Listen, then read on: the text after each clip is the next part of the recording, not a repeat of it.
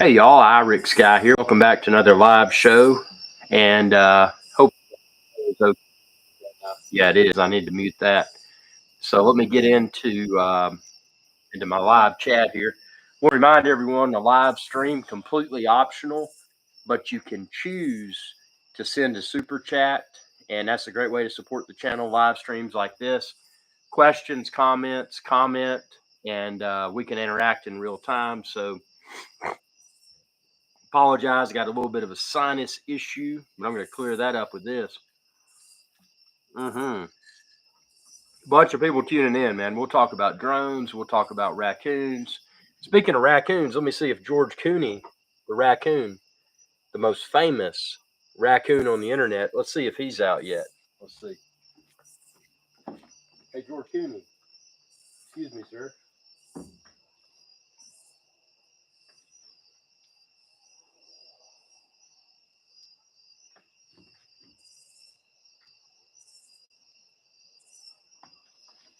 He's not out yet, but he's smart because he knows, if you're a raccoon, you got a few options. You're going to dig through a dumpster and eat, or you're going to wait on this sucker over here to fire up.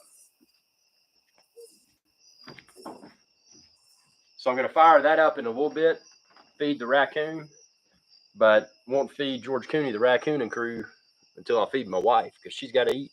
I got to eat. And speaking of that, I got to get a power cable because I got to fire that thing up. Oh, hold on one second. I'll be right back.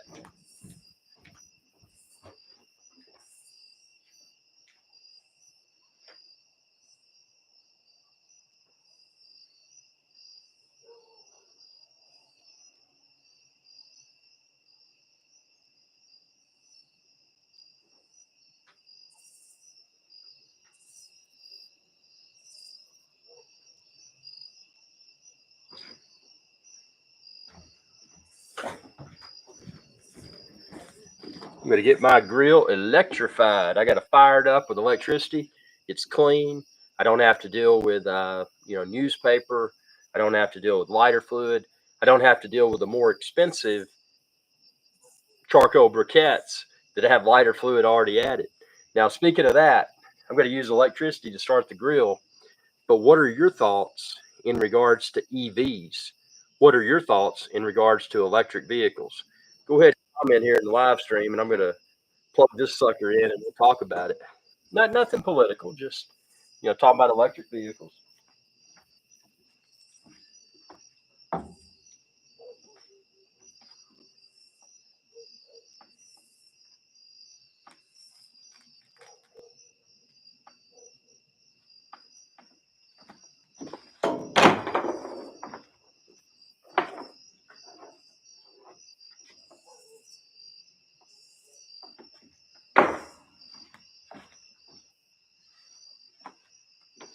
Oh, I think I heard a raccoon. Hold on.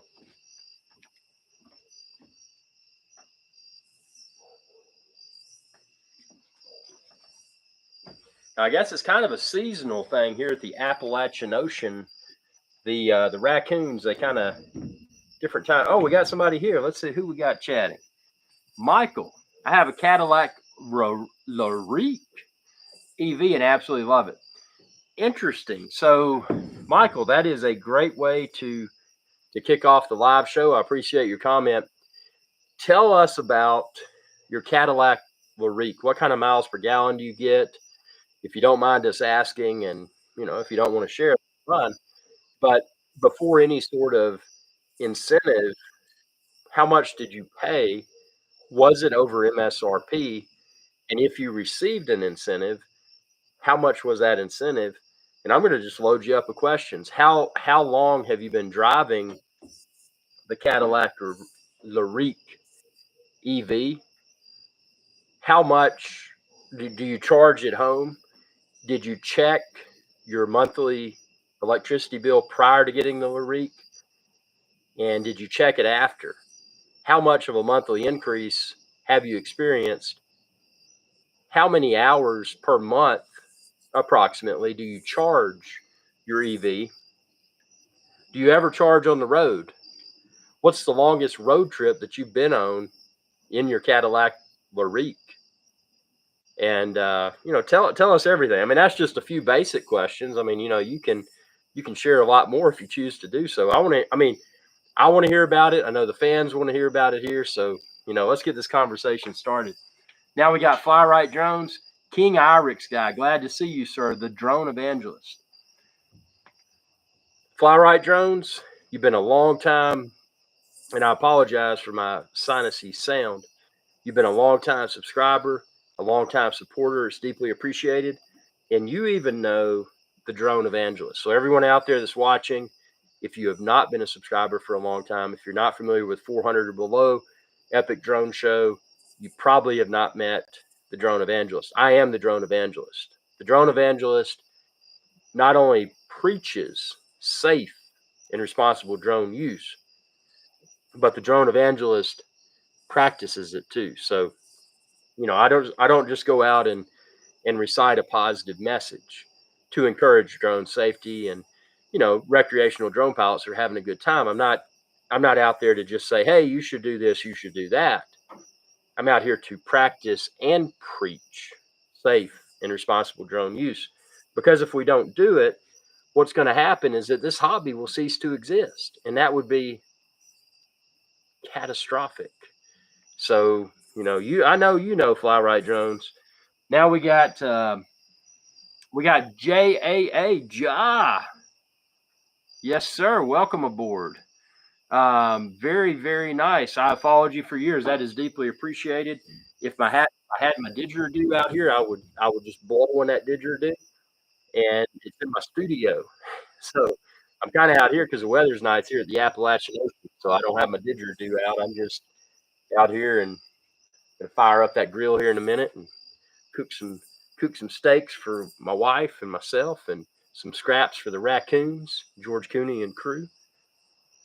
Michael says, interesting. Let's see. And Michael's talking about his Cadillac Lyriq EV, his Cadillac Lyriq electric vehicle. He says that he's got 320-mile range. He paid $65,000. I'm assuming that's United States dollars, USD. 65,000 USD. Got it in February. I have 12,000 miles on it. Longest trip is Atlanta to Connecticut. I got free home charger and free installation because I got the first year of the car. Nothing noticeable on home electric bill. Wow. Okay, now that is extremely interesting. So, have you logged the number of hours that you have that Cadillac Lyriq plugged into your home power outlet? That's interesting. Let's see. Josh says, I was born in St. Kitts. I see you have been there a few times. I fly a DJI Air 3 now, and I had several. Yeah, St. Kitts is awesome, man. I love, and I'm sure you're familiar with it, Spratnet. Spratnet was my favorite place to eat on St. Kitts, and I know it's it kind of got weird hours. It's a locally owned place. And they got fresh catch. Spratnet's awesome. On a more expensive spectrum, Spice Mill was good.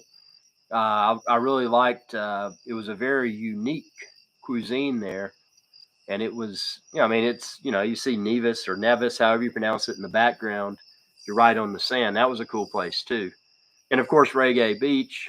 That was fun. For sandwiches during the day and beers and all that good stuff.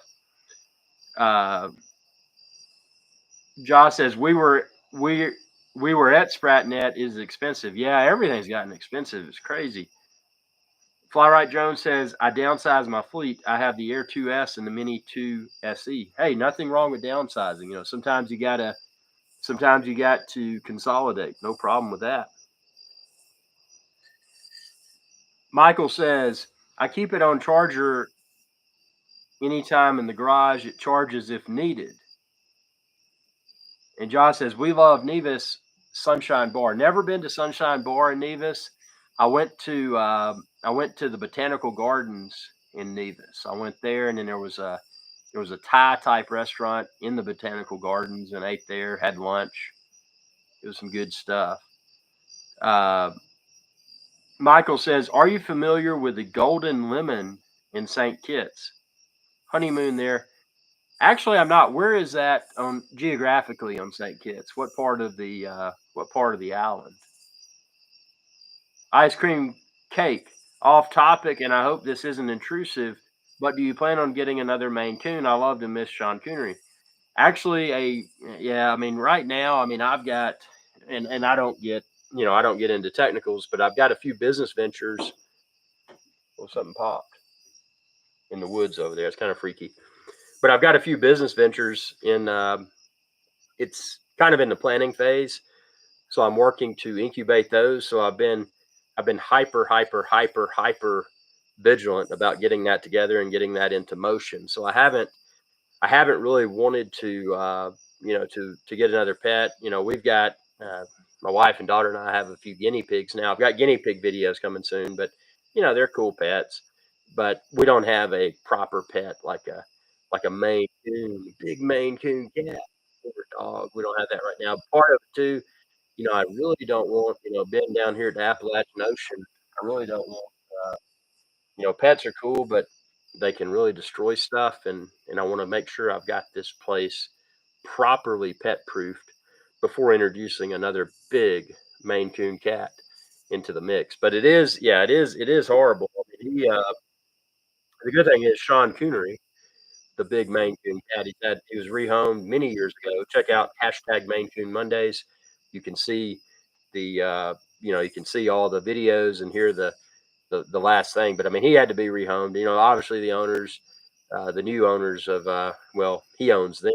They don't own him. Cats are always in charge. But he he was rehomed, and they're offering money like, oh, it's a Maine Coon. How much? I said, dude, no.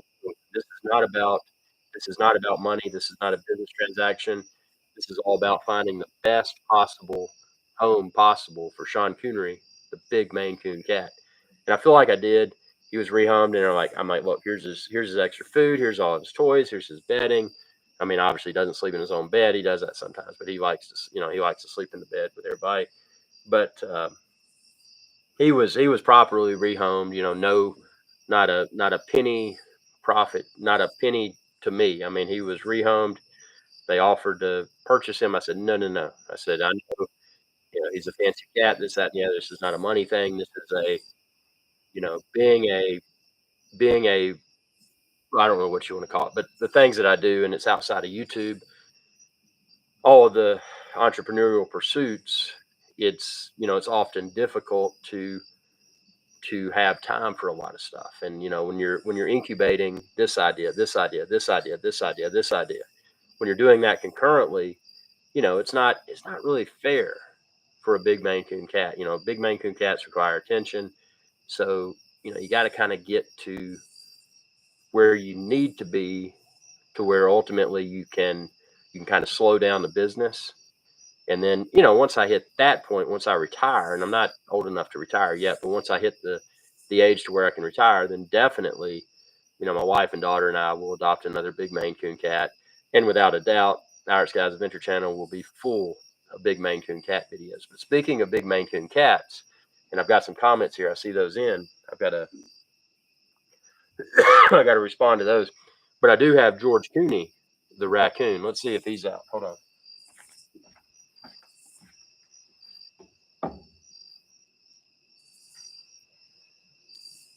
Hey, George Cooney, are you out?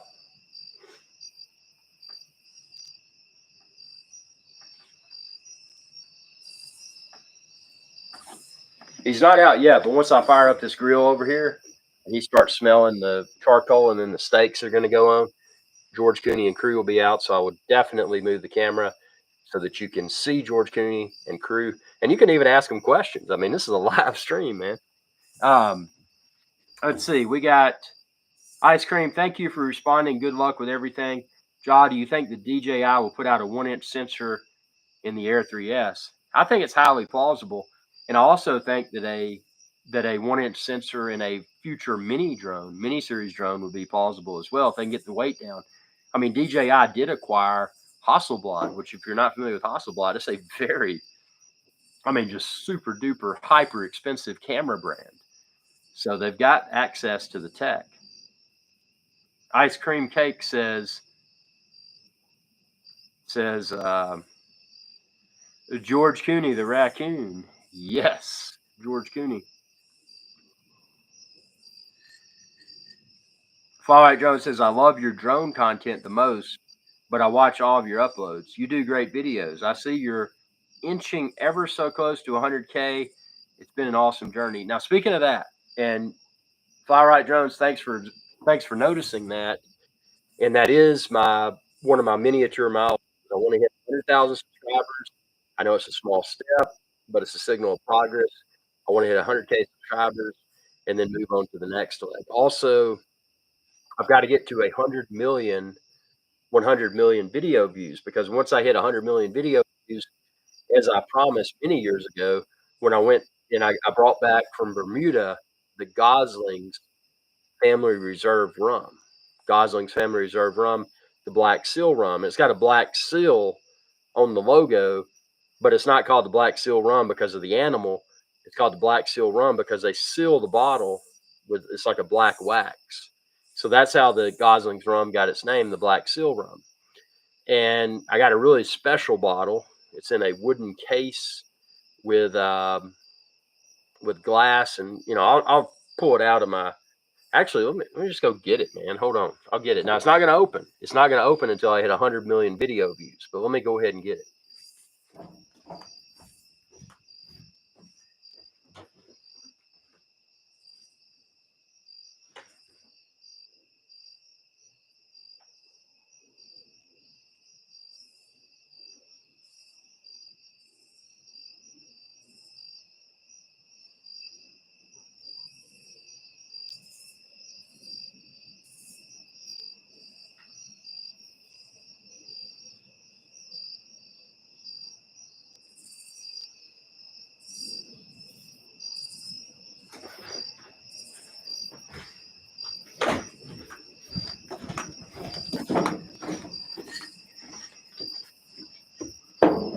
So this right here is a very special rum, and I won't open it until I hit 100 million video views. And I think right now, let me see how many views I've got. Check this out here. We'll see how many views I'm at right now. Let's see. How many views? Let's see. It is at. So the channel right now only has 66.7 million video views. And like I said, this is not eligible to be opened until I hit 100 million video views. But as soon as I do, I'm going to open it. And this right here is the Gosling's Family Reserve. I mean, this is a very premium, very special bottle of rum from Bermuda. And you can even see it's got that paper in there. Like, if you ever went to the mall and you got that beef stick back in the day and you got it in a little box, it had that little paper stuff and those little strawberry things. It's that same kind of paper in here. I mean, they made it fancy, man. They made it fancy. But this will not be opened until the channel hits 100 million video views. So like I said, we've got a few million to go, but it's going to happen. So I appreciate y'all's support. And I'm going to put this back in the safe area because this is a very special and probably very expensive bottle of premium rum. I'll be right back.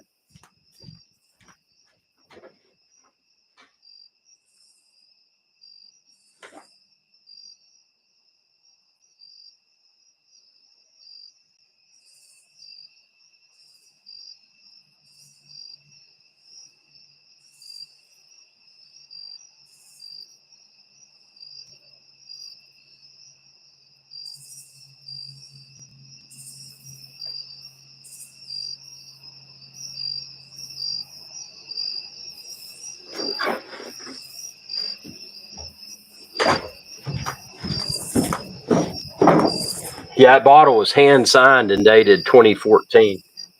It's getting old, man. I mean, it's had it for a while. Let's see. Fire Jones says, you have inspired so many of us drone guys. When I got into drones in 2017, you were one of the first channels I subbed to. Always preach the word of the drone evangelist. Always preach and practice safe and responsible drone use. You got it, man. You know the formula. Appreciate it. And Fire Jones says, I have your sticker displayed proudly on my fridge. Even better. That is awesome. And then Fire Jones says, I do miss the timepieces for tomorrow videos as well. Actually, it's funny you said the timepieces for tomorrow videos because I need to start doing some more live streams. And actually, tonight I've just got the 114060, the Submariner no date on the wrist. And some really interesting. Actually, they just concluded the watch time exhibition in New York. There's actually a lot of really interesting things. One of the things, and we'll talk about this more in an upcoming Timepieces for Tomorrow live stream, but Longines, a lot of people say long jeans, but it's Longines, Longines. They're really going up, up, up. They're inching up in the market, and I think their new GMT is a very fantastic example of what Longines as a brand can become. And Longines as a brand in the past, they were highly regarded, but then they kind of hit that, just kind of rut. And Tudor did too. Rolex's sister brand. Tudor hit a rut, and they were releasing, and I'll just say it like it is, a bunch of junk. And then they started the Black Bay. Once they introduced the Black Bay, things had really started to go up for Tudor. So I think Longines is kind of in the same position right now as Tudor. They're trying to reinvent themselves in a positive way, and there's definitely the room for a lot more wristwatch manufacturers because, I mean, we're seeing Rolex is going into, they're trying to compete with Patek Philippe, which Rolex is not high horology. Rolex is a great timepiece, but it's meant to be worn. It's meant to be beaten up. Patek Philippe is all about the high horology, the movement, the case design, this, that, and the other. It's not meant to be, even if money meant nothing, people probably aren't going to wear a Patek Philippe out to swim and this, that, and the other. And I'm talking about all the Patek Philippe references. So, but Patek Philippe is primarily a dress watch. Rolex is primarily a tool watch, meaning that you can wear it anywhere, swim with it, take it in the bath, bang it into a wall, do whatever you want to with it. But there's definitely the room for more entry-level brands. And entry-level nowadays, I mean, you look at Tudor, for example. Tudor is, even to get into the entry-level Tudor, you probably don't want. I mean, it's a lot of just, I hate to say it, but if I was Rolex, if I was Hans Wilsdorf Foundation, what I would do is I would take Tudor, now that they've become successful with Black Bay and Pelagos and those sort of things. What I would do is I would take Tudor and I would cut out all the fat, all the lesser references. I would just blow them out of the water because basically what that's doing, that's diluting the Tudor brand image. Go not like for like with Rolex, but go very similar as far as what they're kind of doing. I mean, they got their GMTs, they've got their Submariners, the Black Bay is basically what it is.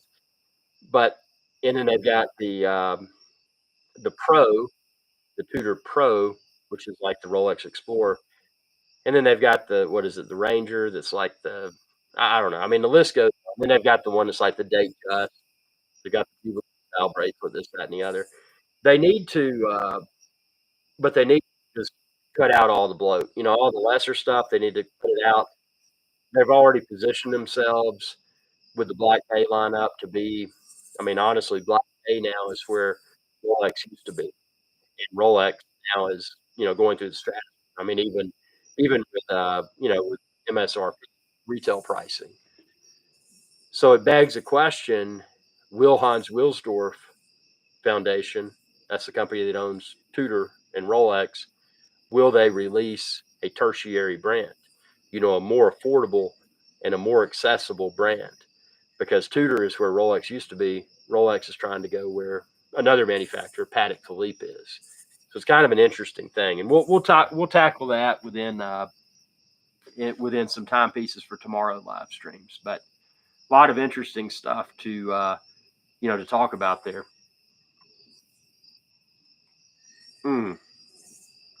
You still have? I got so many drones. I do. I just it's interesting. It's kind of like computers. And speaking of that, one regret one regret that I have, and I'll never be able to undo this regret. But I wish I had purchased not a drone, but the first Apple iPhone. When that came out, somebody's got an iPhone, the original iPhone, brand new in box, never opened. It's worth a killing. I mean, it's crazy. What can become a collectible, but yeah, these sinuses are driving me nuts. It's crazy here at the Appalachian Ocean. Let's see if George Cooney's out. Hey, George Cooney. Let me see if I've got some treats in there. Actually, I'm going to go ahead and fire up this grill over here, get that smoke going, get George Cooney excited.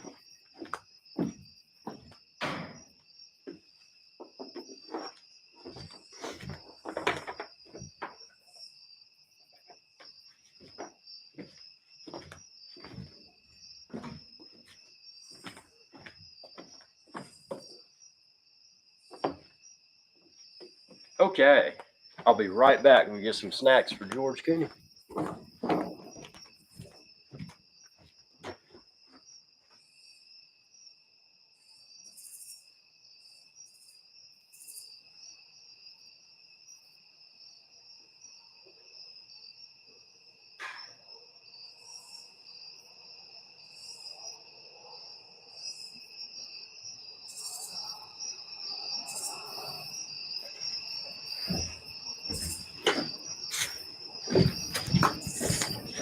Not a big pot right now, but a little bit of stuff for George Cooney. We're gonna drop it down.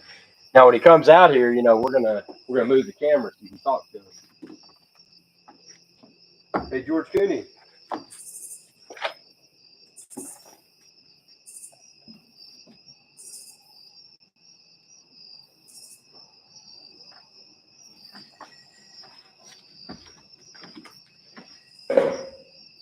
Let's see if he comes out.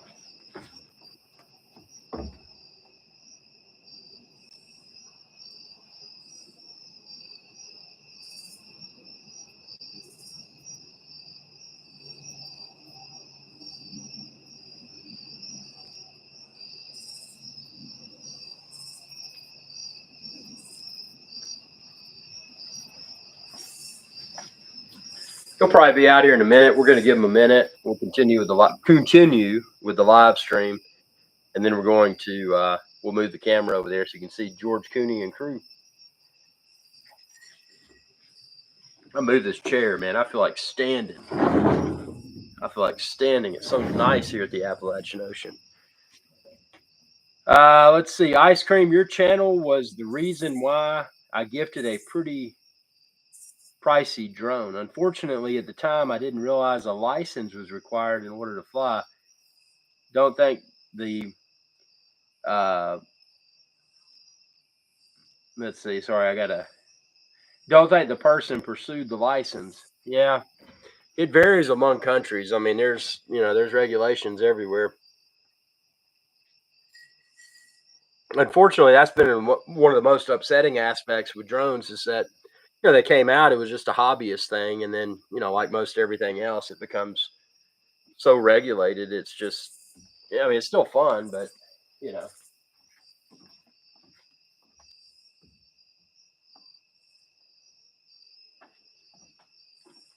that's funny, man. They're not out because typically George Cooney, man, I dropped some stuff down.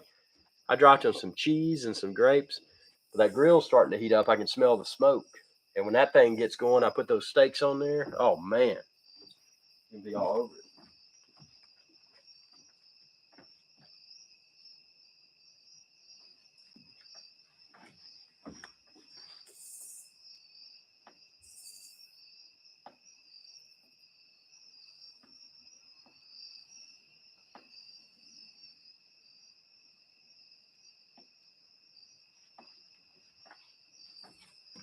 You'll be here. We'll get him on video. Josh says, took my Air 3 to Greece. Very cool. I had a certification exam for the EU and register as a drone operator and register my drone all free. Very cool. Very, very cool. That's free. Hmm.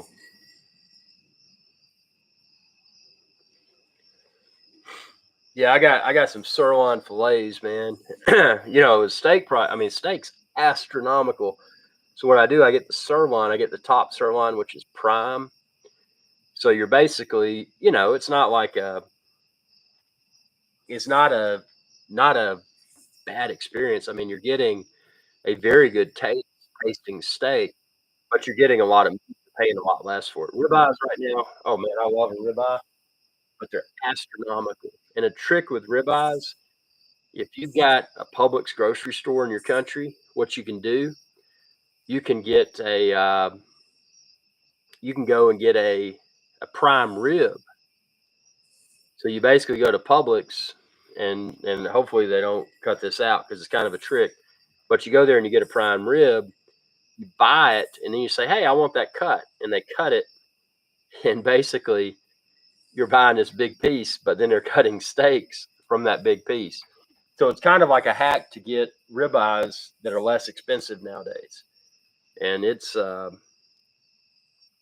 Josh says you eat late.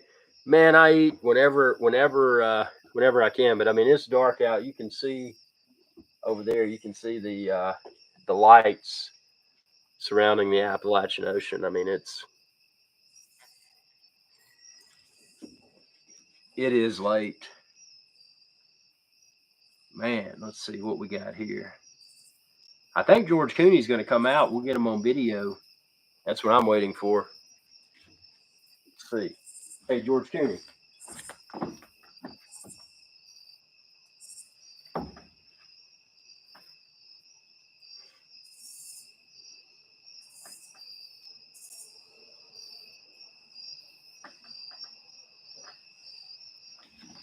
I'll say that iPhone 15 Pro. That's what I'm using is iPhone 15 Pro.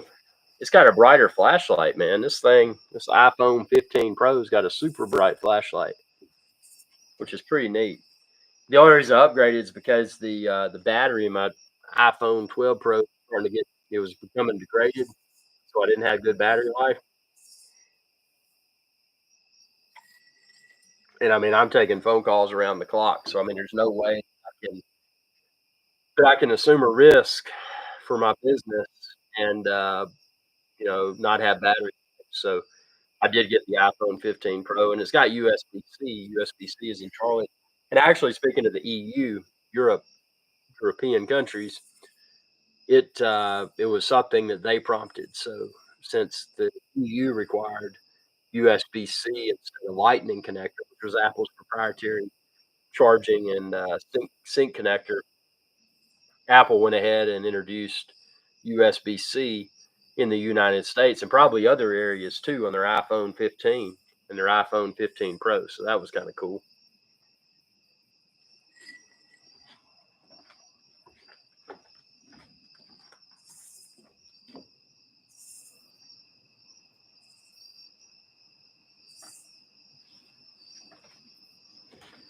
I think I'm going to play around, Archibald Chesterfield III, AC3. If you don't know Archibald Chesterfield III, he uses StreamYard, and I'm tempted now since I have this set up out here. I mean, traditionally I've used Green Screen Studio.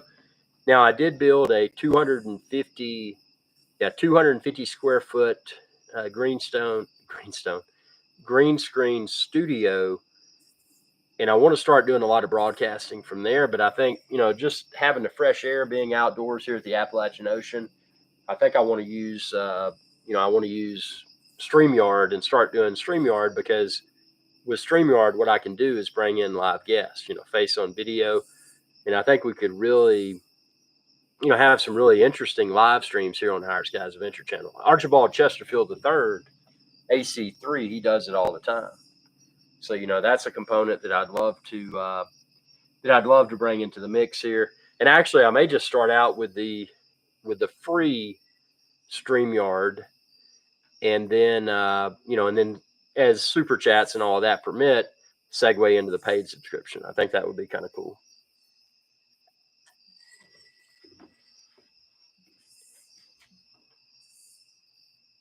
Let's see how his grill's going.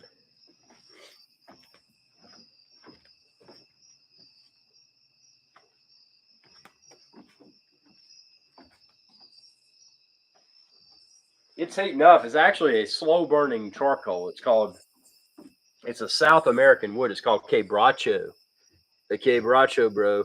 It's from Meathead Charcoal. So if you go to meatheadcharcoal.com, you can find the charcoal like I'm using. I mean, it's a lump charcoal. It burns a really long time. It's a slow burning, but it's not like a mesquite. It's not like a hickory, but it imparts a very pleasing flavor within meats and or vegetables that are being grilled. So tonight I'm doing, like I said, I'm doing sirloins because ribeye is too expensive.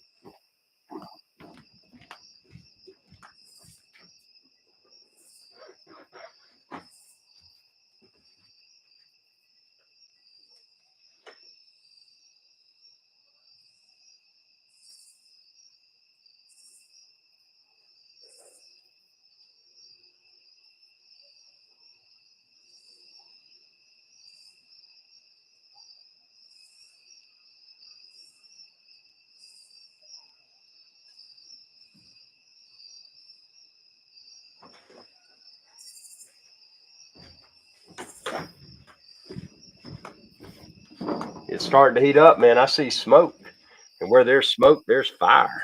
There's fire over there in that grill. We'll go ahead and get that going here. Oh yeah.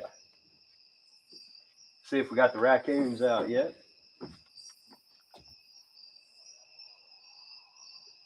They'll be here. I'm surprised they haven't come to collect the cheese yet. There's cheese down there. I got the grill. They're smelling that. They're down there in their raccoon den. They're like ready to eat, man.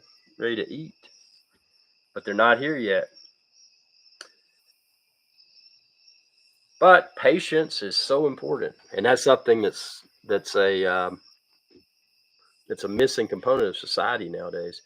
Speaking of that, we did have some good EV electric vehicle chat earlier. So apparently, the LaRique, the Cadillac LaRique EV. Let's see. Let me scroll back up here, and that was Michael talking about that. Has anyone else had any experience with an EV, an electric vehicle, positive or negative? I don't care. You know, I'm not saying this to be political. I just want to hear. I drive an Acura Integra. I got the Acura Integra because the basically, you know, when the used car prices went through the roof, I had that Audi A4, and it had all kinds of electronics issues. Great car, otherwise, really, you know, very good performance on the road, excellent fuel economy, but the electronics issues ruined it. So when used car prices went through the roof, I got out of that, traded it in, got the. I think I hear a raccoon. Hold on.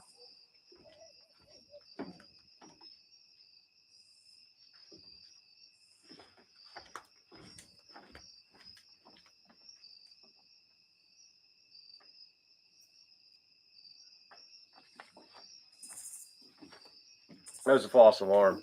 But yeah, I got out of the Audi and got the Volkswagen Jetta, just kind of as an interim vehicle.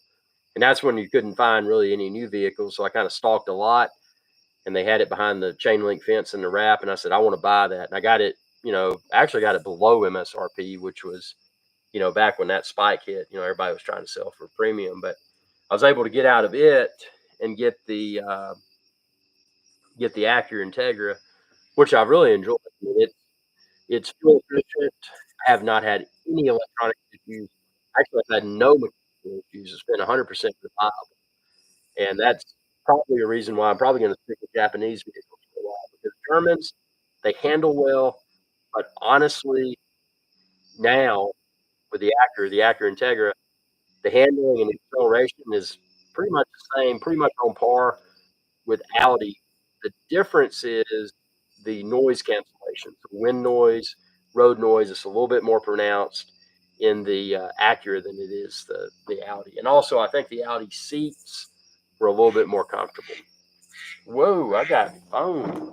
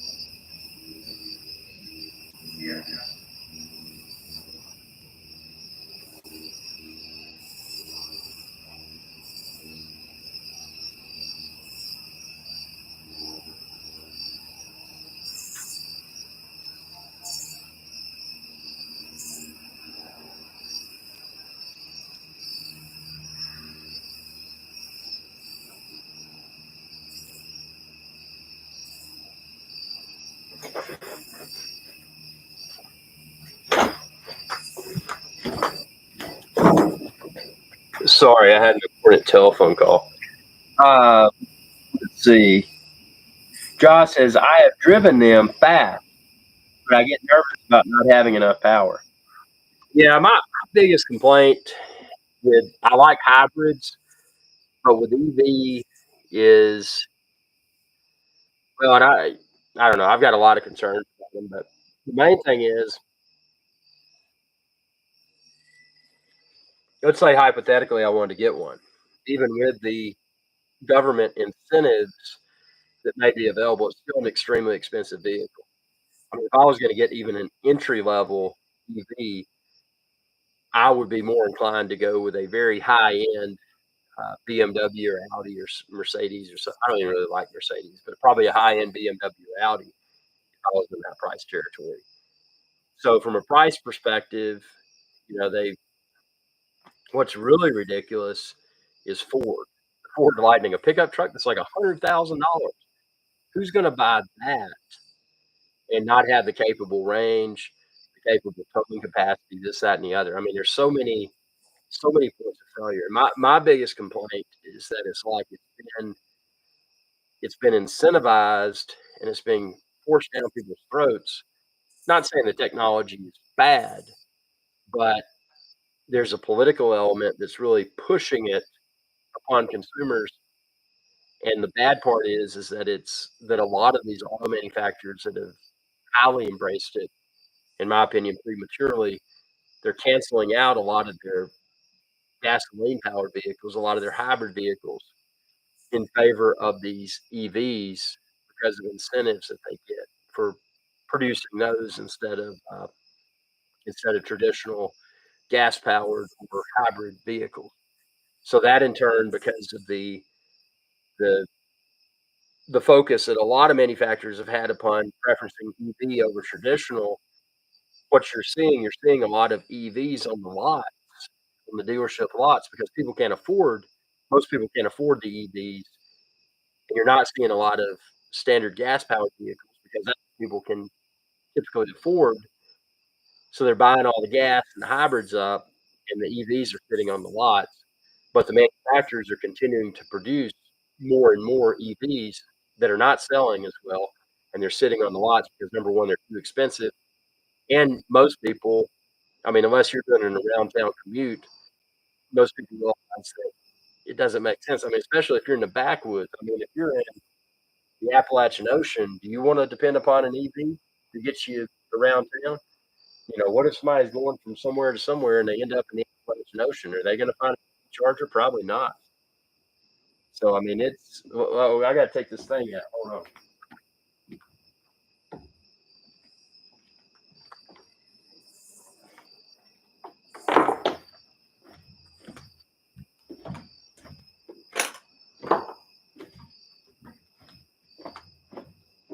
SK Bracho wood from Meathead Charcoal. Oh man, that aroma. Mm.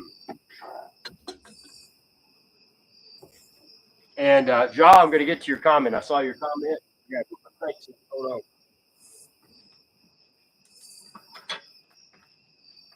Cast iron searing grate, man.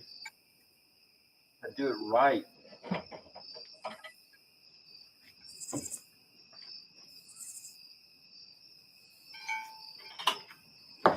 And a no shed brush. Did you know that a traditional drill brush, that stuff can break off and get in your intestine and rupture it? You're talking about a very unpleasant experience. You can also clean a grill with a potato. Not a baked potato, but a raw potato.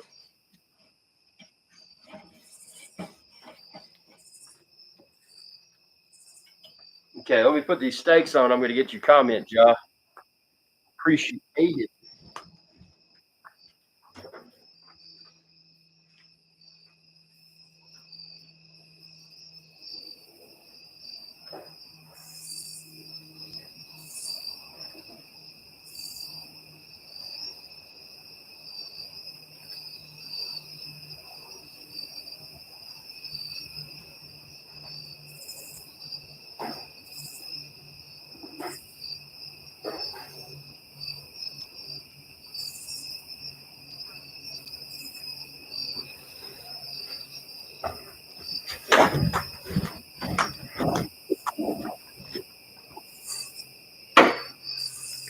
My sirloin, my wife's sirloin.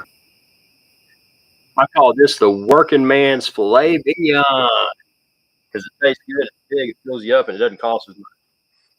Mine says I owned Audi A6, nice. Mercedes E350. I like the E series class. A Maserati Ghibli. Tell us about that. I'm curious about that car. Stellantis. And sold all. Now drive a Honda Accord. They are now saying you should not clean a grill with a brush. The wire bristles break off small pieces. Yep. The one that I have for that reason is a non-shed brush. Because you're right, they can break off. And you may be eating a cheeseburger, you may be eating ribs or whatever, and not realize it, but you bite into it, you chew it up, you don't notice that you swallow it, and then you've got a sharp object going through your body, maybe rupturing your intestine or whatever. It can be nasty. I'm not a doctor. I'm not a lawyer. I'm not a politician.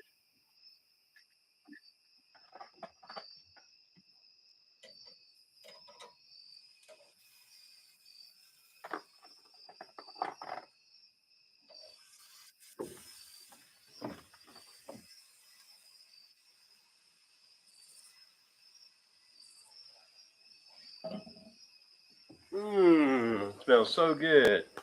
Be right back. We'll continue this conversation. Hopefully, you have some raccoons out here.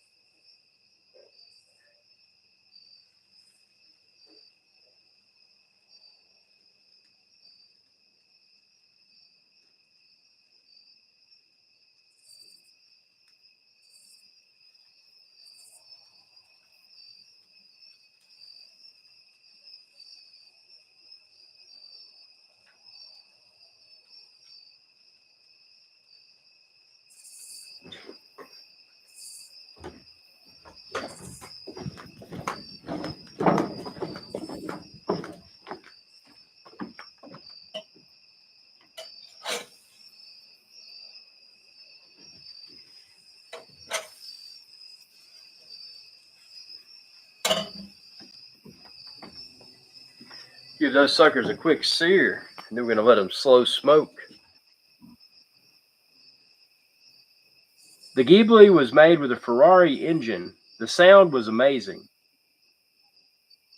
But when it was cold, it ran rough. Typical Italian engine. Yeah, very cool. I've always liked the look of the Maserati.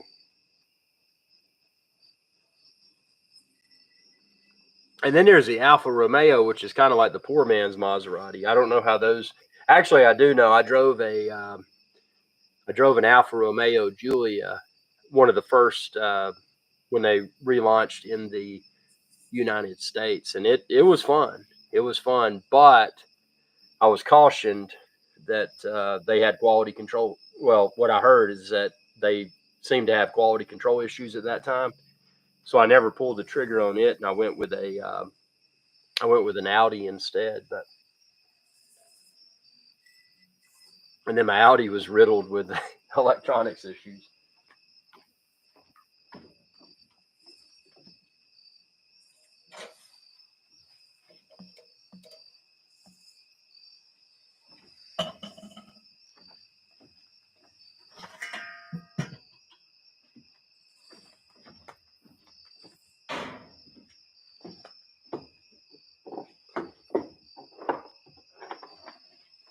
Yeah, Maserati seems cool. If I can hit, not if, but when I hit 200,000 subscribers, if I can get enough super chats and support, maybe I'll get a Maserati when I hit 200,000 subscribers. That'd be kind of cool. Because when I hit 100 million video views, I'm going to pop open that Gosling's Family Reserve rum from Bermuda, but I need to have a milestone for 200. I need to have a reward for 200,000 subscribers, and I think that would be a Maserati. Unless somebody out there wants to gift me a Maserati now, that'd be even cooler. I know I'd still probably have. I don't know how that works, but let me put this away.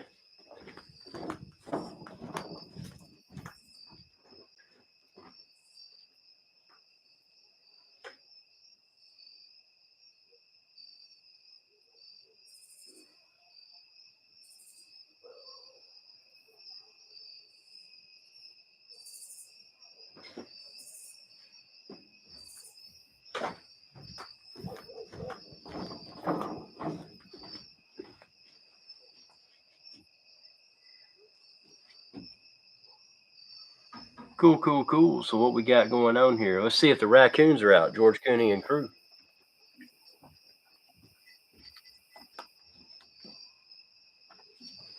Oh, he's out. He's out. George Cooney's here. Let me move the camera. I'm gonna move the laptop and the camera. Let me put a chair over there. If I can sit the laptop in it, and then we'll get up close and personal.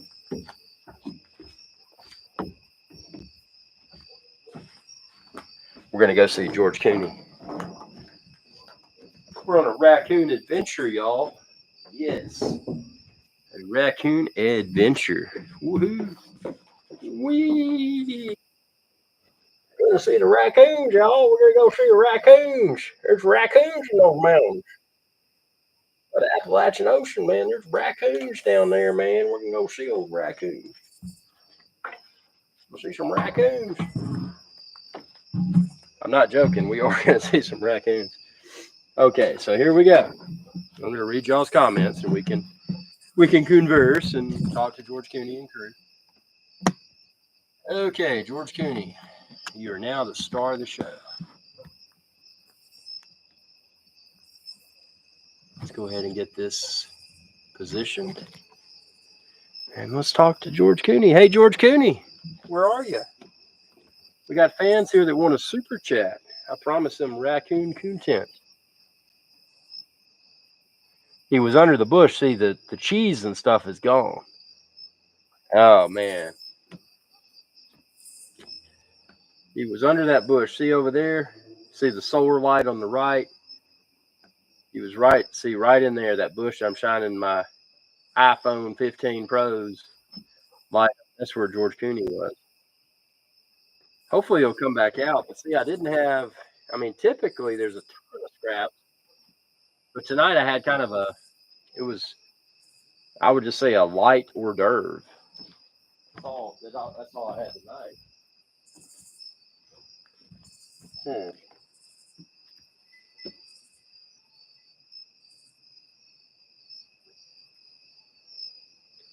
We're going to leave this on the raccoon area because it's, highly possible he may come out.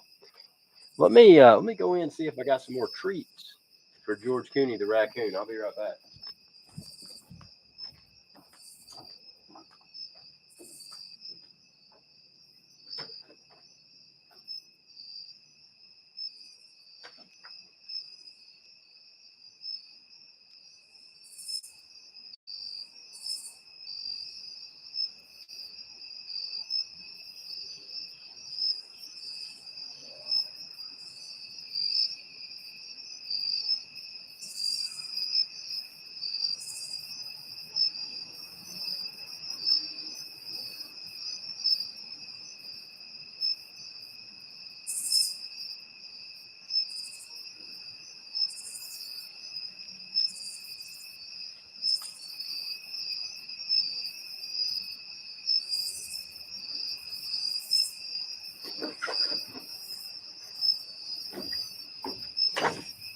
Okay, we've got it.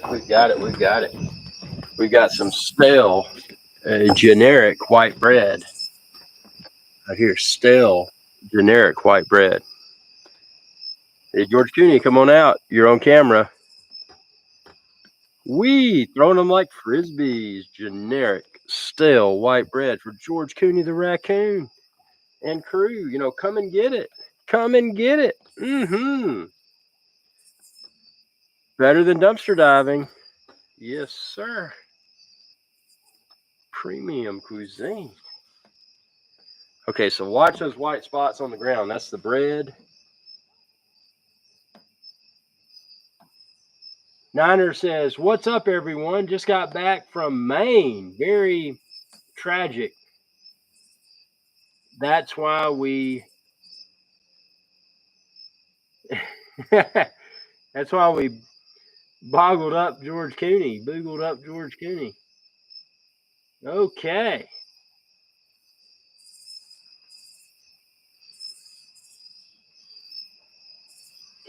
Niner is one of the many and awesome top supporters and contributors of the channel. Speaking of Niner, I got to go refill my glass of cheap Caribbean rum. And I'll be right back. Y'all watch this camera, watch those white specks because that's the bread. And you will probably see George Cooney and crew come to devour the delicious, stale, and generic store brand bread. Boogled Niner says, Boogled. Speaking of boogled, Niner wristwatch check. What are you wearing tonight? I'm wearing the Rolex Submariner 114060. What do you think about the Parmigiani that you got? Any buyer's remorse? Comment within the live chat.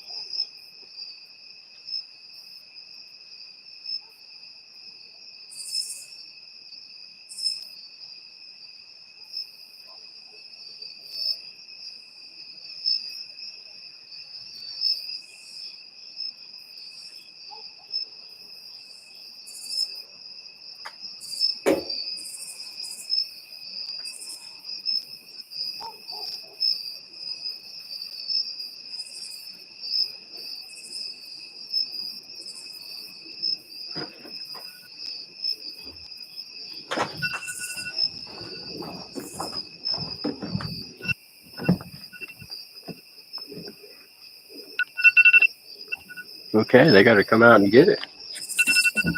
Sorry, that is my bread alarm. Let me go get not my bread, but that's my potato.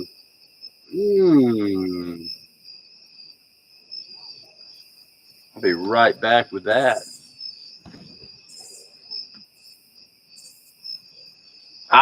Niners wearing the Breitling Super Ocean Heritage too. Which size did you get? Did you go with 42 or 44 or 46?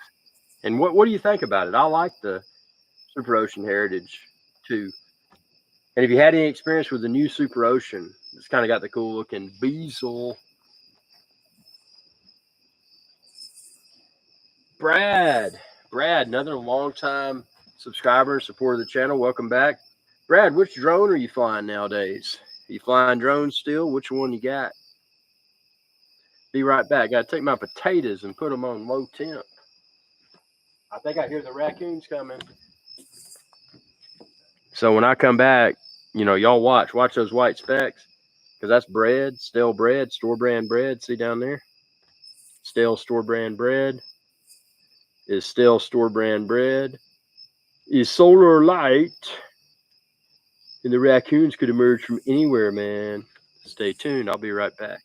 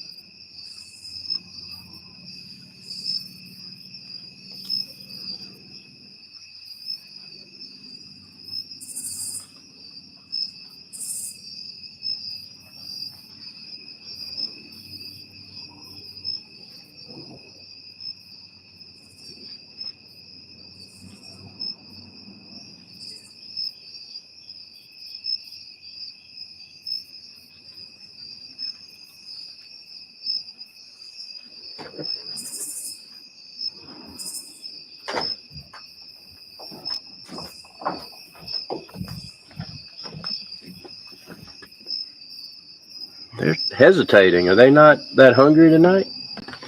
Let's see. We got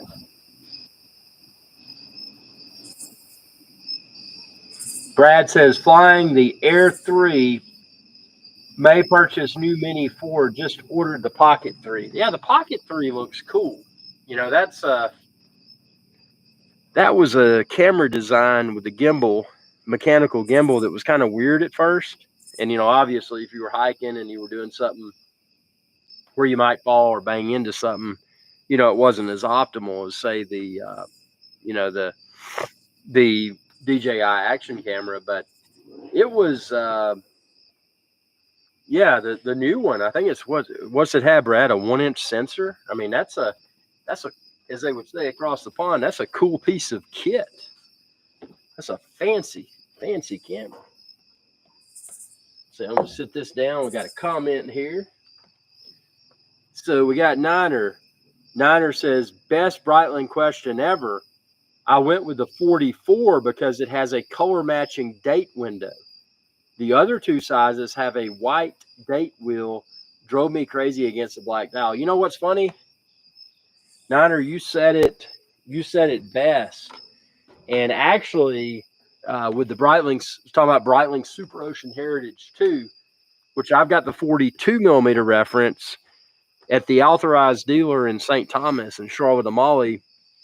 I tried on both I've got a 7.5-inch wrist, and I tried on both the Breitling Super Ocean Heritage 42. I went with blue, and I tried on the Breitling Super Ocean Heritage 44, and they both fit great.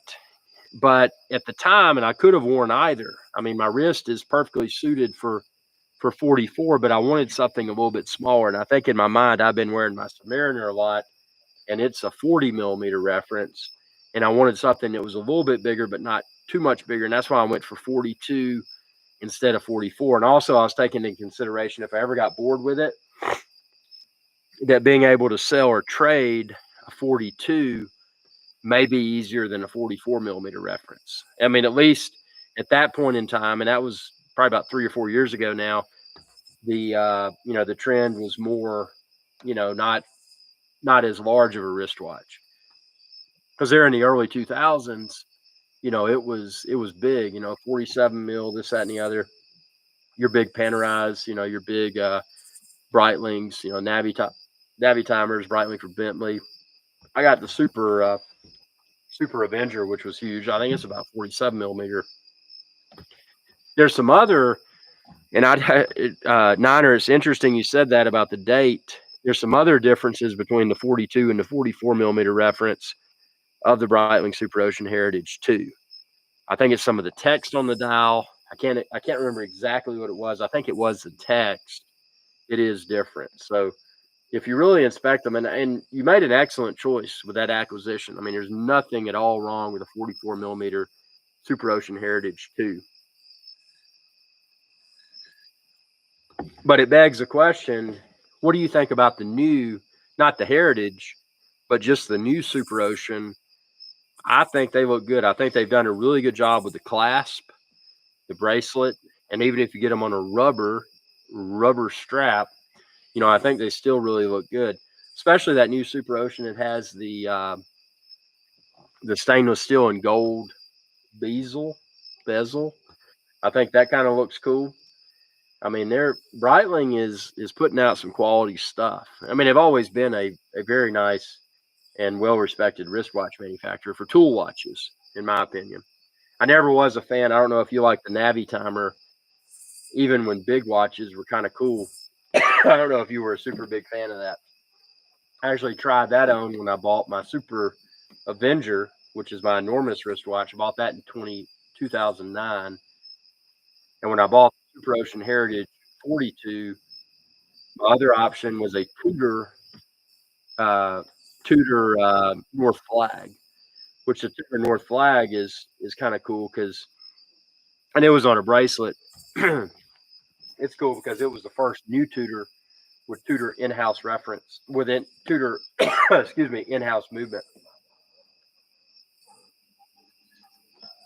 I never buy wristwatches as an investment, but if I had, that Tudor North Flag, since it's been discontinued, has gone through the roof on the secondary market.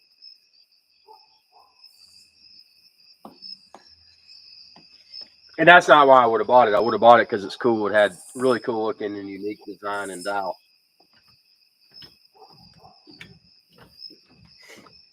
Where are the raccoons, man?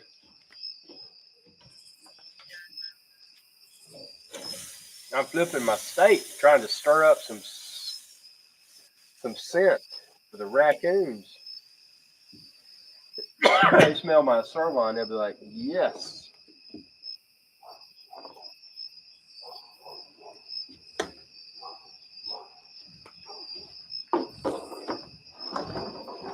Mm-hmm. Where are the raccoons? Where is George Cooney and crew? Will they not want bread? Were they gluten intolerant? I'm sorry, I don't have gluten-free bread, y'all.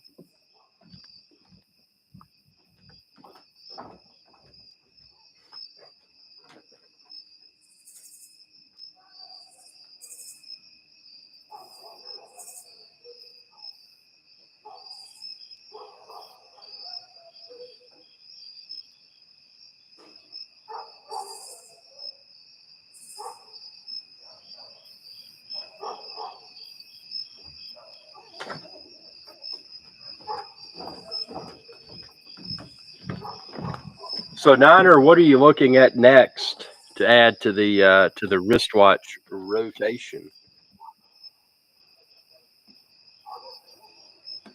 Niner, if you don't know, is a huge wristwatch aficionado and a very, I'd say, a very sophisticated collector. It's easy for people to buy a bunch of junk. There's nothing difficult about that. But if you know the manufacturers, if you know the references, and you know the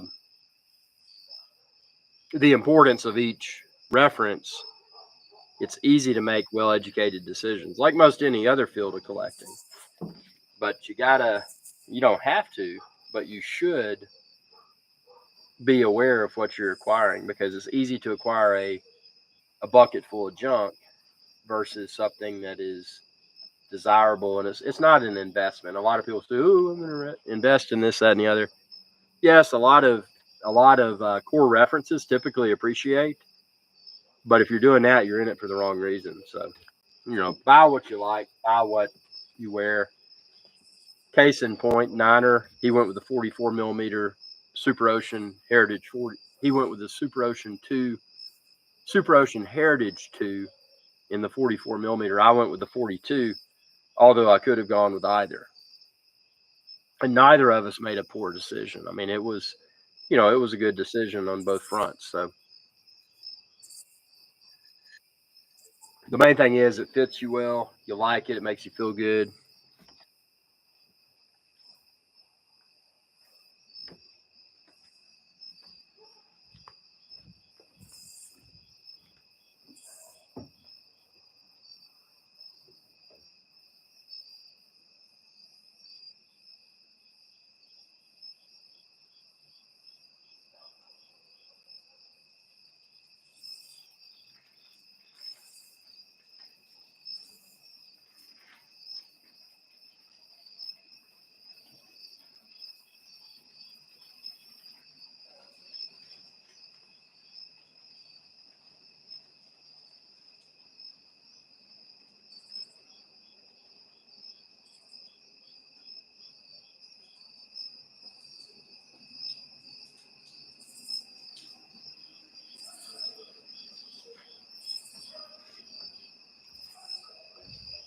I'm getting concerned, man. Getting concerned.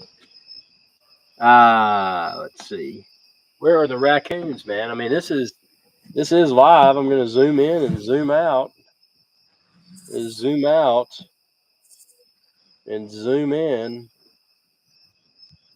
This is unacceptable, man. I mean, if the raccoons are my employees, which are not, uh,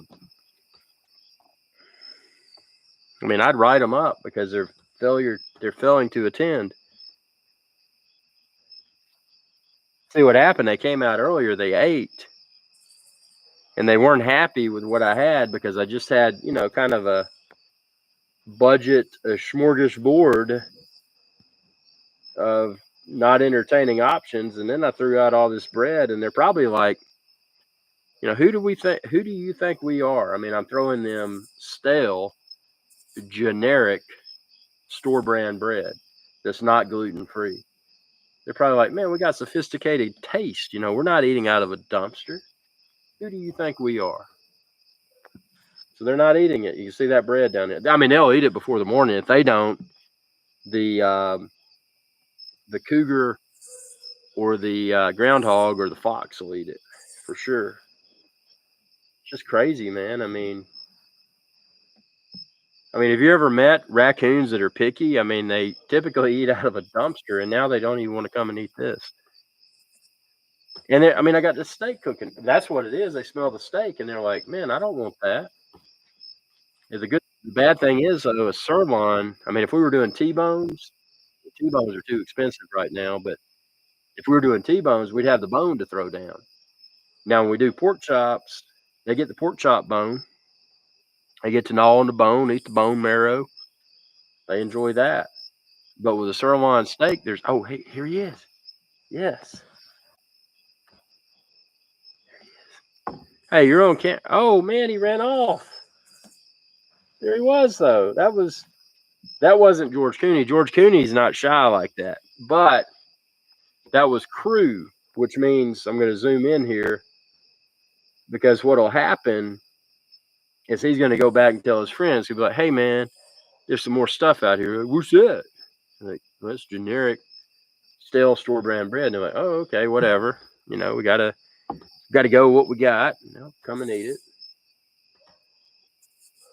Y'all watch this. I'll be right back. I'll be right back.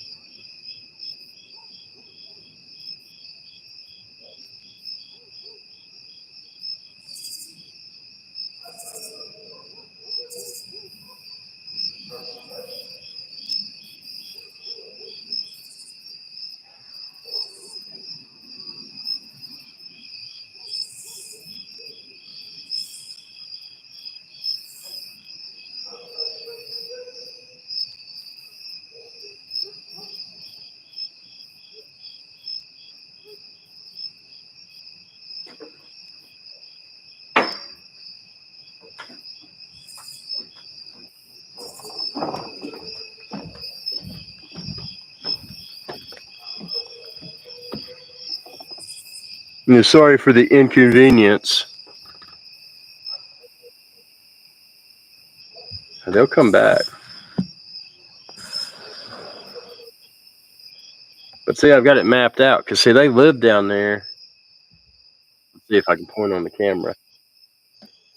They live down there, down the mountain. And they come up the mountain, and then they come out here and get all this food. There it is. See, so that's what you're watching right there. Those are 2 pieces of white, stale, store brand, generic bread. And the raccoons are probably going to come from over there. Oh, I hear one. Hey, don't be concerned. Here he comes. Like clockwork. There he is. Hey, is that you, George Cooney, or is that somebody else? That wasn't George Cooney. See, he came to a quick conclusion of the activity. He ran back in, like I said, he was going to come out there and run in there, and that's where he went. That's where the raccoons come up the mountain, here at the Appalachian Ocean.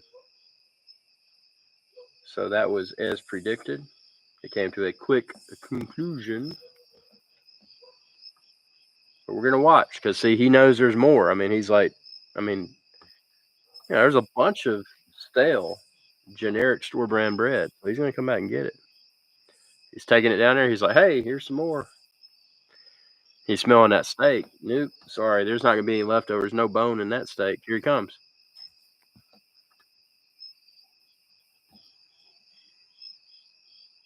That's a cat. What the heck? He's meowing. That's a cat, man. What the heck? A cat with the raccoons? This is nuts. I'm not making this up. Hey, man, what's up? Why are you hanging out with the raccoons? You're a cat, bro. There's a cat down there. There's a cat. Wow. What do the raccoons think about the cat? A cat eating bread? That cat's got weird stripes, but that's not a wild cat. I mean, it's not a domesticated cat, but what in the world? That looks like a calico cat. Came from the raccoon den. Why are you meowing, bro? We're out here filming raccoon videos, and you're a cat. That's crazy. A cat came out of the raccoon den. Man, it's crazy. You never know what you're going to see. Now go tell the cougars. I know there's cougars down there too, and a yeti. Go tell them to come on out. Okay, so we got some action now. We got cats. We got raccoons. We don't have the yeti yet. We may have some black bears. We may have a wildcat. Well, that was a wild cat, but not a wildcat. Like, that was a domestic type cat that was in the wild. Okay, that was weird. Let's see what we got coming next. Let's see. Come on out. I know y'all are down there. Don't be shy. Do not be shy. We got a bunch of people tuning in live. We've got some potential super chats to help support the channel. So you never know what's going to come your way. So far we've seen a raccoon, we've seen a cat. So what's coming next? We'll just see here. Ooh, my light flashed. And that was my security system. There's something coming. Hold on. And it's not in that direction. Hold on.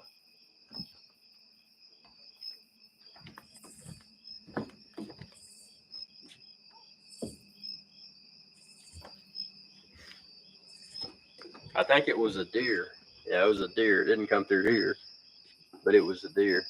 Here at the Appalachian Ocean, y'all, you never know what you're gonna see.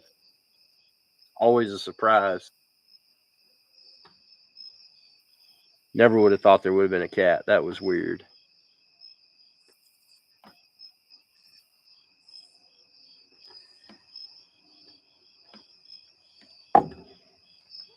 While we wait for the next raccoon to arrive, we will scroll up. That is the horizon here at the Appalachian Ocean. Just waiting on raccoons. We're going to zoom in when we see the raccoons.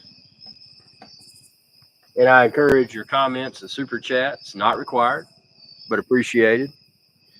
So far, we've seen a raccoon and a cat that is wild, but it's not a wild cat.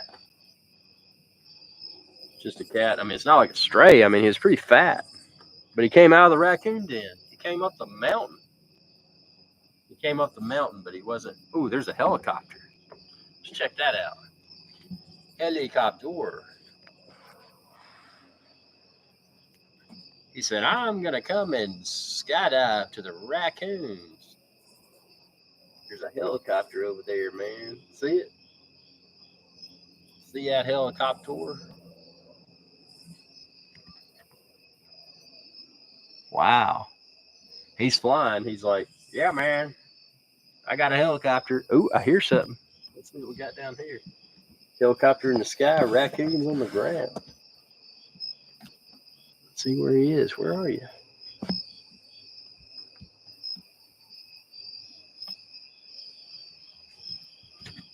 There's a good perspective right there.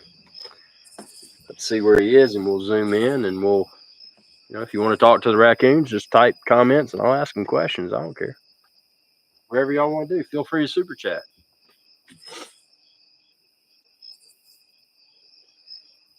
That's the bread down there. Those little bitty pieces of stuff. That's bread. See right there?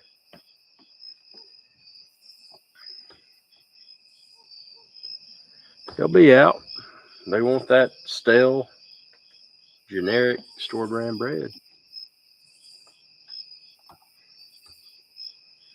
Let me flip my sirloin.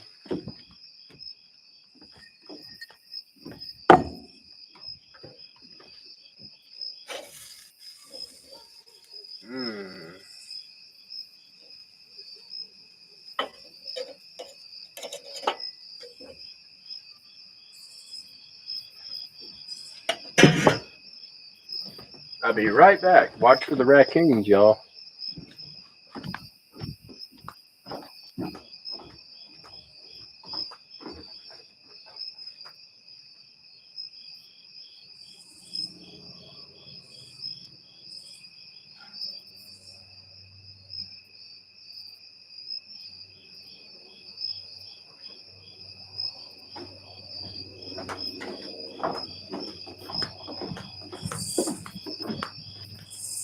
Oh, there he is. Are you a cat? Yes. Meow. Tell the raccoons to come down. We're doing a live stream, man. Cats are cool, but cats aren't as cool as a raccoon because raccoons are hard to get on camera.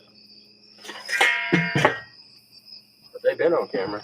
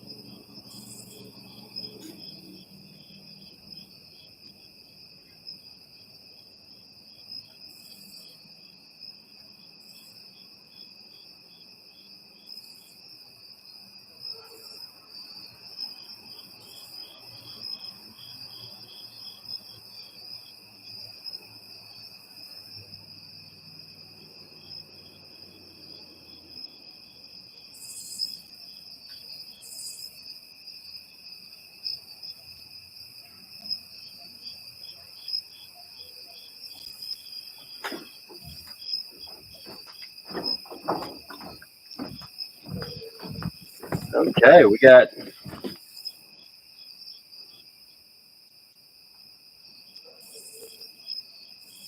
all valid and fair points on the 41 versus 44.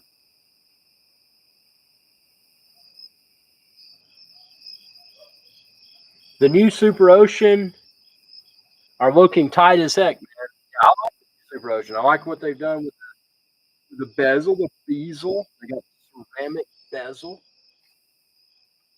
and they've got a cool, unique effect. I think out of all of the new Super Oceans, I think that the black and white reference is my favorite. That and the stainless gold. I think both of those look exactly.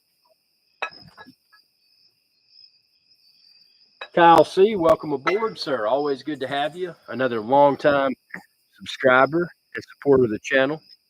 Kyle C, good to have you. Thank you for tuning in. We had a cat. We had raccoons. It was a wild cat, and not not somebody's cat, but it wasn't a wild cat variety. It was just a domesticated cat that happens to live in the wild, and I think he lives with the raccoons. So he's probably getting a lot of good, conversations and learning a lot about raccoons. And that's kind of interesting. Why would a raccoon live with cats, or why would a cat live with raccoons? Discuss. I want to know. That's kind of interesting.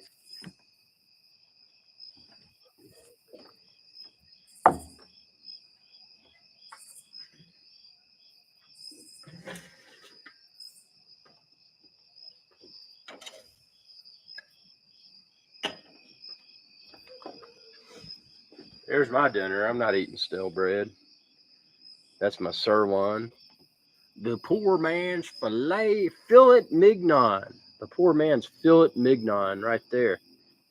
I got that. I'm going to put that in my oven on warm. I already took my wife's in. She likes a different degree of doneness.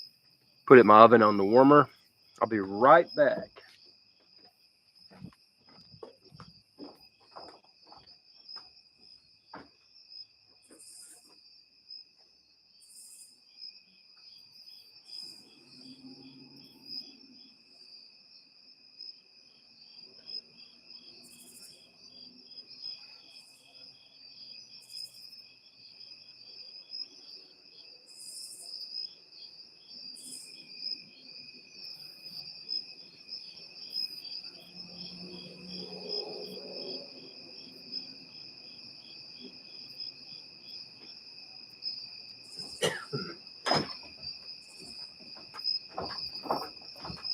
Oh, yeah.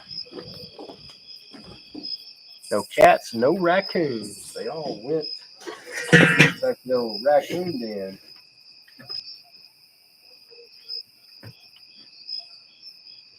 It's funny. You can have, like, a lot of places, you can have a raccoon as a pet.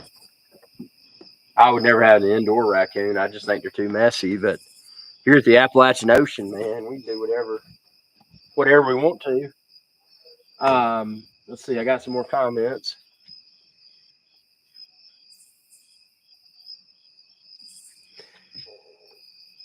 Cal C says, "What's the beverage for tonight, and what's on the wrist?" Yeah, both acceptable questions. Great questions. Let's see. The beverage for tonight, doing it on a budget. I'm doing my cruising rum from St. Croix, and then on the wrist, let's see. Let me zoom out a little bit so you can see. Well, I don't know if it's going to focus. Let's see. Let's see if I can focus it.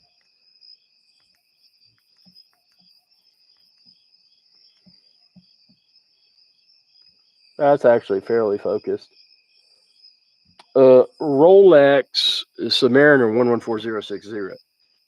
So I got the cruising in the cup or the glass, and I got the Rolex on the wrist, and I got raccoons down there by the bread. So we got a variety. We got a variety of things going on here.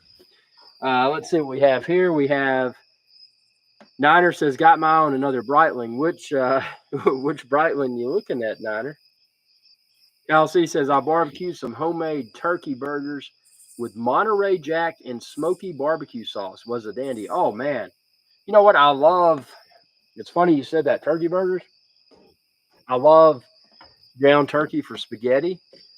I love. I need to try the turkey burger thing because I'm a pretty fat dude. I gotta. I do work out, but if I didn't work out, I'd be super fat. So I got to work on using eating cuisine that's less fattening. And I think what you just mentioned, the turkey burger, but dressing it up like you did, I think that makes that an acceptable and fulfilling meal. And I need to try that. I think that's a very good idea, man. Very, very good. Thanks for sharing that. Cal C says, yep. Get the pistachio Breitling chronograph. That thing's a dandy. Yes. The Breitling pistachio, which kind of has a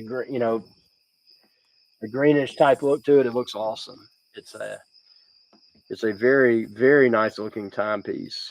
So I agree with your recommendation there. Breitling's really knocking it out of the park with some of their newer references, and they've got to because historically Breitling and Rolex were kind of neck and neck, and they're still close, but at least in the late '90s, early 2000s, they would say the people that had money would buy a Breitling, and the people that didn't and they wanted to look like they did would buy a Rolex. And that's a somewhat true statement. The bottom line is that a lot of people that have an excessive amount of wealth, they typically don't even buy anything because they're so cheap because they're growing and growing and growing and building their wealth, which is fine. But you got to take a moment and say, I really want something cool, and splurge. I mean, don't go crazy, but like Archibald Chesterfield III, AC3 would say it's got to hurt. So if you're going to add another wristwatch to the rotation, it's got to hurt. If it doesn't hurt, it's not worth buying. It's not. So do what you feel is right, and that's up to an individual. But yeah, it's an interesting journey without a doubt. There's no doubt about it. Let's see what we got here. Cal C says, I want to get a Memovox, but the prices are getting out of control. Yes, Jaeger LeCoultre Memovox, very nice timepiece. But you're right. Jaeger LeCoultre has always been kind of the watch. I think they refer to it as the watchmaker's watchmaker. If you're not familiar with it, Jaeger LeCoultre, they're famous for the Atmos, which runs. It's a clock you would put on your desk, and it's powered by atmospheric pressure fluctuations, which is very nice. And but their wristwatches, and I've only got the Master Control, which I like, but they're getting into the high horology price spectrum, and they have been throughout the past few years. But you're right, the Memovox now is super expensive.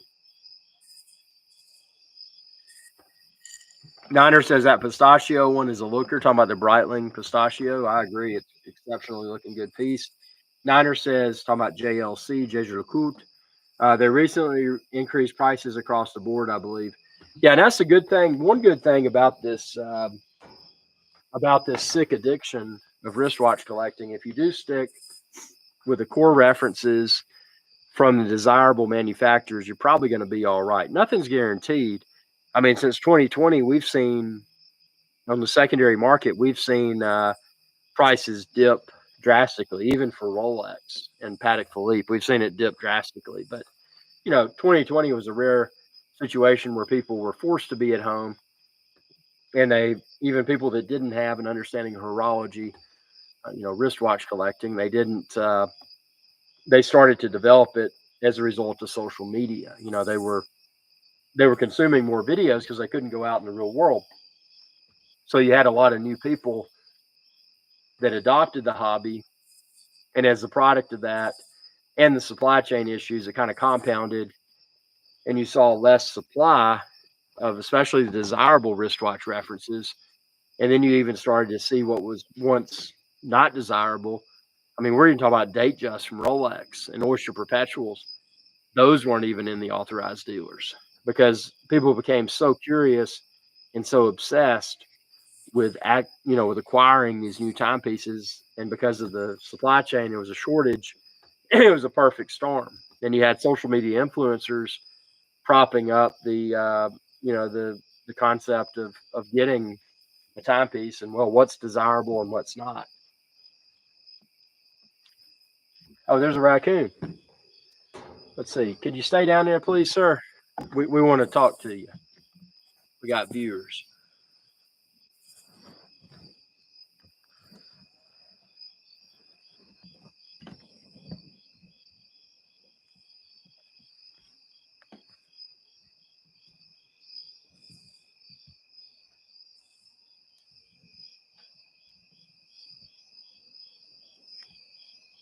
That's George Cooney.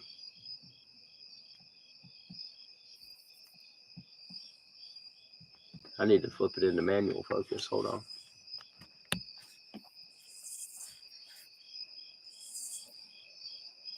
Yeah, it is George Cooney. Hey, George Cooney. You got a bunch of fans on. Yeah, take your time. Be comfortable. Make yourself comfortable.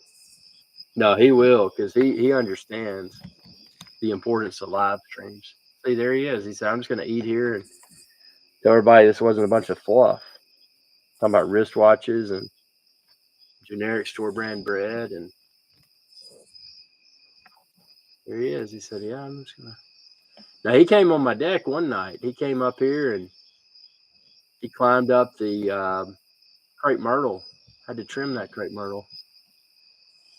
He came up and just said, hey, I'm not a fool. Huh. He just left. That's disappointing. He was offended by.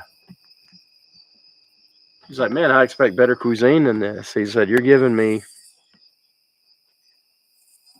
He said he's got a Paddock Philippe taste, but I'm giving him Tag Heuer.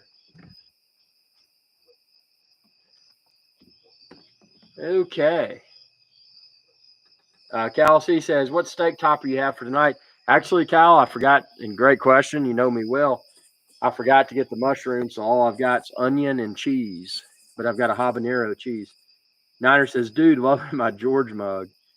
Niner actually purchased the George Cooney pint glass, and you can find it linked within this video's description. Go to my store, and you can choose to buy the George Cooney, the raccoon pint glass. I've also got a lot of other George Cooney merchandise too, T-shirts and coffee mugs and stickers. And dude, that's awesome. And what's funny, the first one, not the fault of, it was probably the shipper or whatever, but the first George Cooney mug that Niner got was cracked, and I'm like, man, that sucks. But he got a replacement apparently because he's loving it. What are you drinking in that George Cooney mug? What's your favorite? What's your favorite beverage to enjoy in your George Cooney pint glass?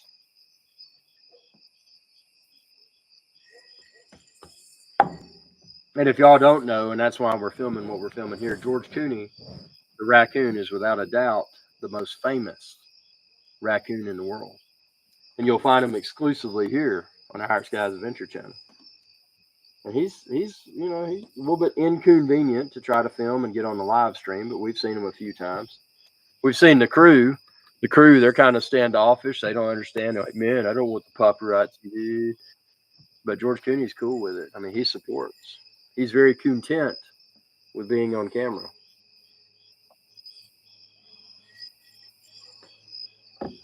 Cal C says, I've got a bit of scotch on the go tonight. Need to make George a dram glass. I need to make a dram glass. That's a good idea. I'm going to check with my merchandise producer and see if I can make that a reality. So stay tuned. Cal C, thanks for commenting with that. That's good information. So yeah, we'll get. Usually, I got a lot of raccoons, man.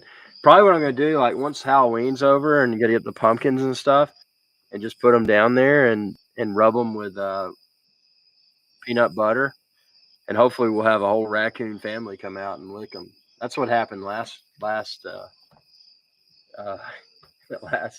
Halloween. Good old Coors Light. Brought some good stuff back from Maine though. What'd you bring? Yeah, Coors. Nothing wrong with Coors Light. I love that when I was out in went out to Denver a lot for some of my businesses, and it was a cool city. And you know, that their Coors Light slogan was "Taste the Rockies." Well, when you're out there, you're a mile high, and if you don't acclimate to the elevation, you start drinking even light beer, it'll hit you harder. So I was drinking the craft beers out there, and then I switched to Coors Light because the craft beer, I mean, it just gets you going because of the elevation. But what'd you bring back from Maine? What kind of beverages you bring back from Maine?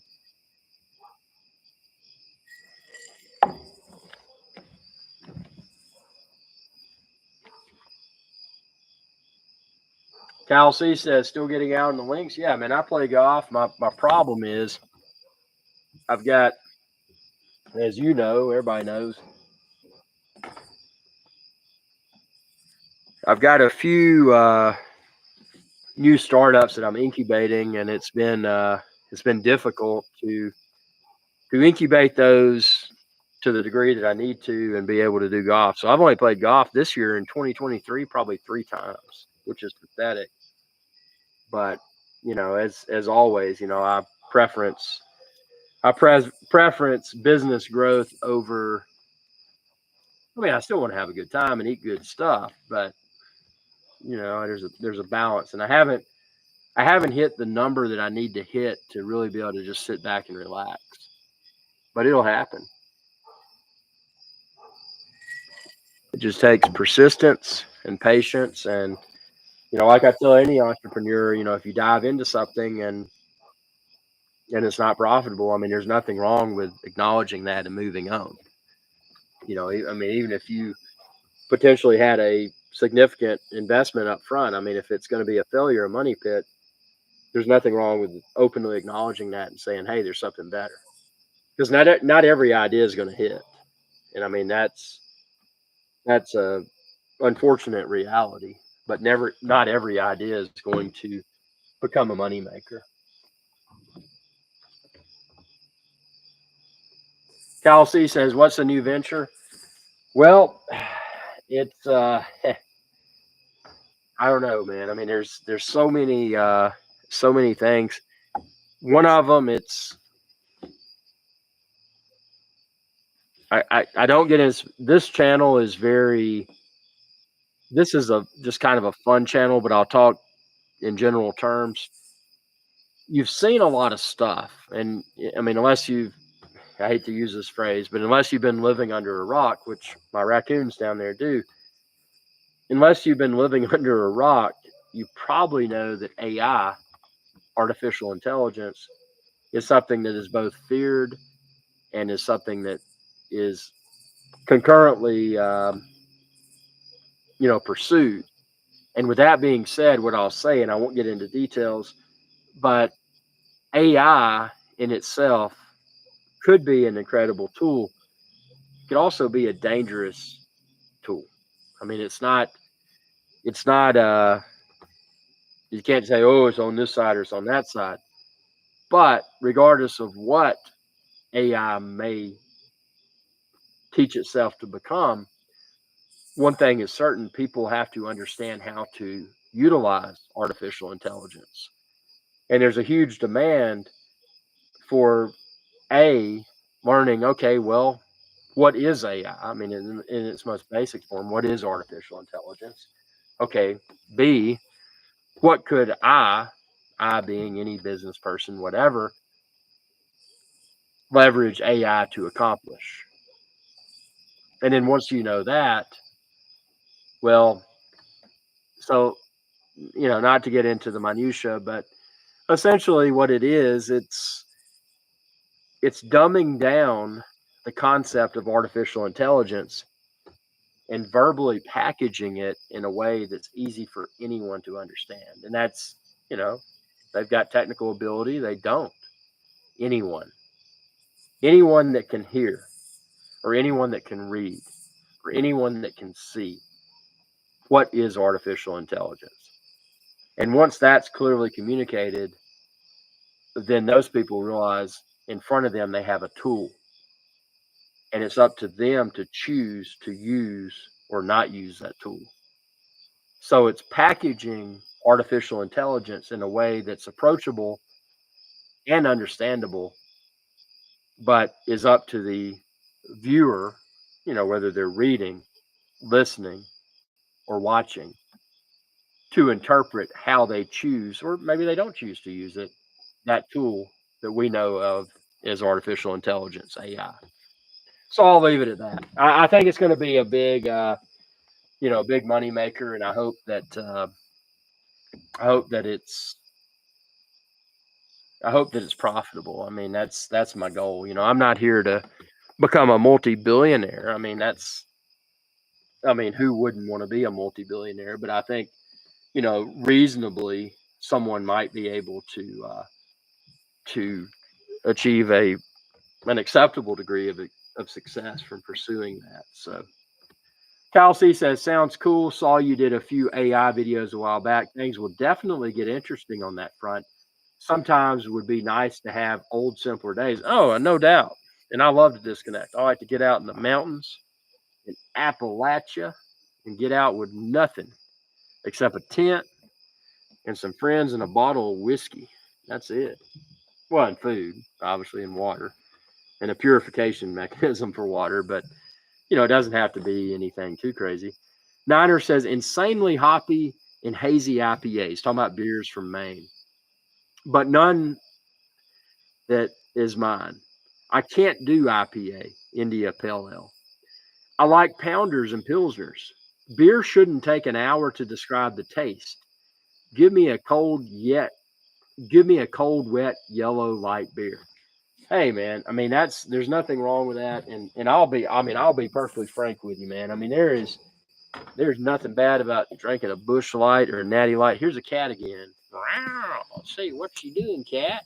You're down there in the raccoon area here on the Appalachian Mountain, down here by the Appalachian Ocean. You walking, man. You walking wild, but you're not a wild cat. You're just a cat that's like a domesticated cat that doesn't have a home, I guess. He's down there living on the mountain with the raccoons. Look at him. He's like, man, I'm walking around like I'm a wild animal. He said, I'm pursuing some food. Tell you what, Mr. Cat that's not wild, but he's not a wild cat, but is a cat that's in the wild, and I don't know.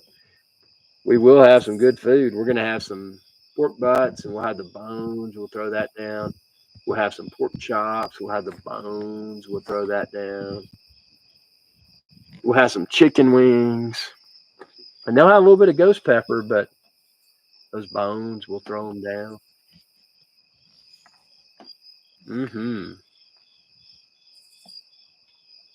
Man. Now, what I want to see is you go tell your raccoons friend, George Cooney and crew, I want y'all to do a collaboration here on IrixGuy's live show. I want you to talk cat and the raccoon to talk raccoon and talk about that cuisine. Give us an honest review, unfiltered review of that stale, generic store brand bread.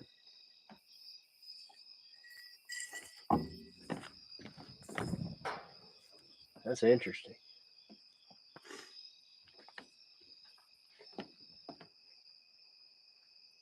Where'd he go?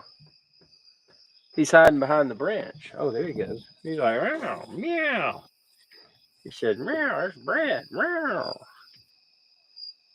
He said, I'm not even disturbed. Oh, you're going to eat the bread? Cat eating bread? Wow. That is weird. So I'm out here trying to film raccoons. I'm trying to film wild cats with like the crazy ears. I'm trying to film the Yeti. I'm trying to film black bears. I'm trying to film groundhogs, foxes. And what do I have? A standard breed cat that is wild and lives with the raccoons on the mountain. Crazy. But you never know what you're going to get on this channel. None of this is scripted. I'm not here having an interview with the raccoons and the cats. I'm not saying, hey, y'all going to be on the show tonight. No, none of that. Just whoever shows up. Just like the audience. And I appreciate everybody in the audience that showed up. Appreciate y'all's support, your super chats, the interesting comments, buying my merchandise. That is awesome. I mean, heck, Niners drinking a Coors Light out of a George Cooney the Raccoon pint glass. You can find those on my store, and I linked that within this video's description. I mean, that is phenomenal. I'm sitting here drinking a basic rum from St. Croix, which is good. I mean, it's nothing great. It's a cruising. Cruising's an acceptable dark rum. Put a little bit of, didn't put Coke in it. I put Sam's Cola because that's the cheap generic store brand cola, but it tastes good. Put some ice in it. Now the ice I did run through my reverse osmosis RO system. Check out my videos on that if you want crystal clear ice, crystal clear drinking water. I mean, it bumps it up. I mean, I'm drinking on the cheap, but I've got premium ice.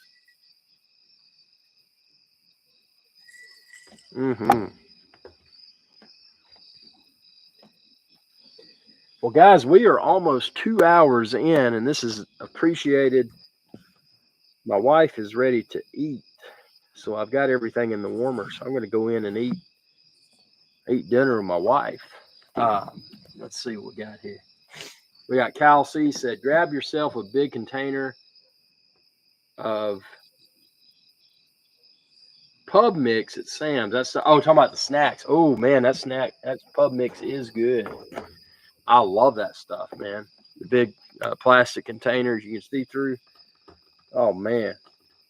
On that note, Kyle, you made me hungry. I got to go in and eat steak with my wife, sirloin, of course. And I will have another live stream soon. Thank y'all for your support. The great conversation. Glad y'all got to see some raccoons and a cat that's wild, but it's not a wild cat. Stay tuned for the next live show soon. And y'all have a good day. Be safe.